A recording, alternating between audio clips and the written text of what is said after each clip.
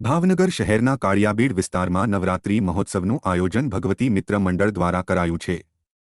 ભગવતી મિત્ર મંડળ દ્વારા યોજાયેલા નવરાત્રી મહોત્સવમાં પ્રથમ દિવસે ભાવનગર સ્ટેટના યુવરાજ જયવીરરાજસિંહજી અને પૂર્વ સાંસદ રાજેન્દ્રસિંહ રાણાના હસ્તે દીપ પ્રાગટ્ય કરેલ, જે સમયે અતિથિ વિશેષ પદે પ્રદેશ કોંગ્રેસના પ્રમુખ અને રાજ્યસભાના શક્તિસિંહ ગોહિલ અને ગોહિલવાડ રાજપૂત સમાજના પ્રમુખ વાસુદેવસિંહ ગોહિલ અને કાળિયાબીડ રાજપૂત સમાજના પ્રમુખ અશ્વિનસિંહ વાઘેલાએ પણ હાજરી આપી હતી। યોજાયેલા નવરાત્રી મહોત્સવમાં મોટી સંખ્યામાં યુવતીઓ, મહિલાઓએ મન મૂકીને ગરબા લઈને માતાજીની આરાધના કરી રહી છે।